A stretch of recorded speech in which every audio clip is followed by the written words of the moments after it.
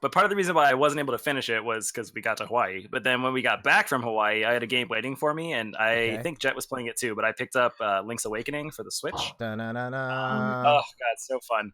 Um, so backstory, I think this is one of the only Zelda games that I've now own on all three consoles it came out on. So I remember getting on the Game Boy Wow. Color, remember getting on the Game Boy. Now I have it here. It's really fun, and so I think a lot of people will it is so good. A lot of people have maybe not played it, and this is so far really, really solid. Like everything about the game is just as I remember, with major improvements. I already wrote about it a little bit on the blog too. There's just some quality of life enhancements that made the game really good, but it still feels like it did on the Game Boy. That sort of whimsicalness that Zelda was known for, which is kind of not there in Breath of the Wild. So this is a nice like bookend for both of those styles of games. Yeah, so it's super solid, and the gameplay has little hiccups here and there where like it kind of slows down sometimes, which Yeah. yeah, maybe could be patched, but it's not horrible.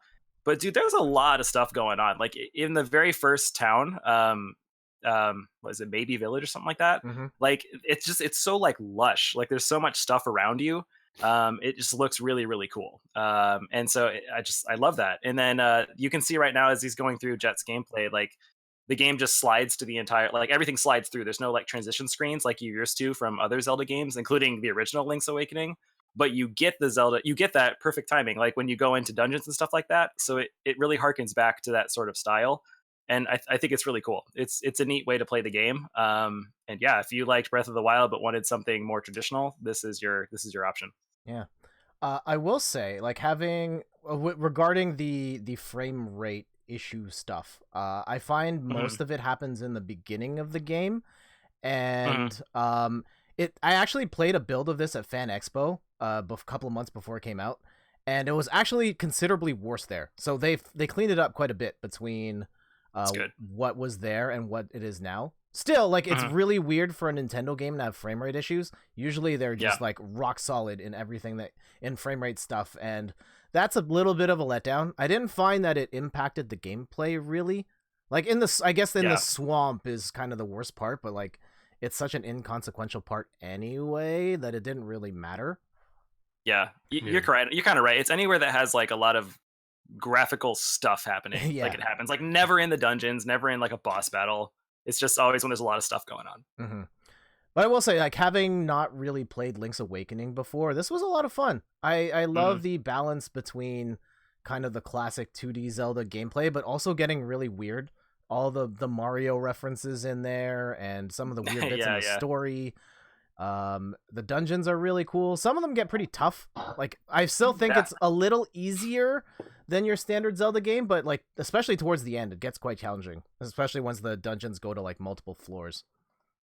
Yeah, it's true. I feel like I think I saw you maybe streamed it, but I think it's the Angler dungeon. It's the dungeon you get the hook shot. Spoilers. Is like the best one, and like from there, like it's like the fifth one to get in. But once you get there, it's like you've got the mechanics, you know what you're doing, and it's really, really cool. Yeah.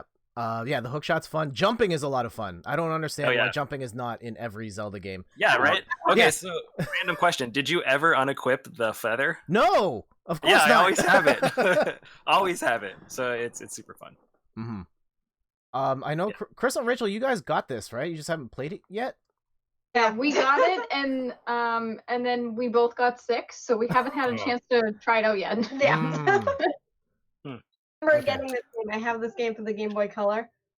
Okay. Darn it, but I remember always keeping that on. That was always one of my favorite. Yeah. Ian says they definitely should have mapped the feather to its own button. I agree. Oh, absolutely. If we were to do a list of top Zelda power-ups, I think the feather would be up there. That's debatable, but all right, we'll see. Let's have this debate. Let's do this right now. Down too. My gosh. See, the issue though is I feel like I don't think the Switch has a button to put it on, so I feel like where they put it is correct, but I don't know.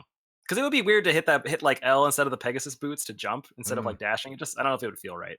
So, all right, Jason, nominate. What do you think? Best Zelda power-up. Go. Okay, so like, are you including like the weapons, like the Master Sword and the? I'm gonna say Master Sword doesn't count. Bow and arrow. Everything else is on table. Maybe you just want like most fun weapon.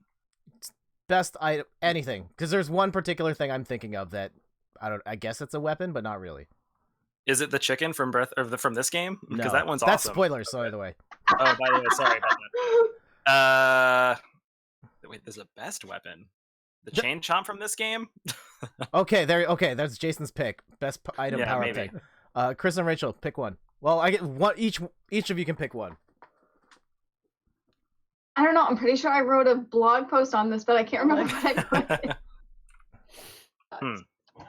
That's tough. I got to come back and think more about this. I'm going to go with my favorite item from Twilight Princess. I don't remember the exact name of it. I always It's the top. It's the Dreidel of Death. Yeah, yes, yeah. It is so cool. Yes. Yeah, the Beyblade from Twilight Princess. Exactly. Yep. That's my pick. How about you, John? I don't know. I was always a fan of the bow and arrow, like the different arrow types. Yep. Okay. Arrows Solid choice. The light arrow. My favorites. Matt? I was a fire rod guy from Link to the Past. Ah, okay. Fire rod. Yeah.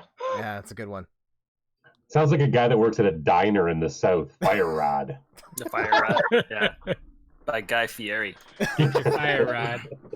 Yo, so actually, Matt, if you like the fire rod, sorry, this is a side tangent. Did you ever play Four Swords Adventures on the GameCube? Nope.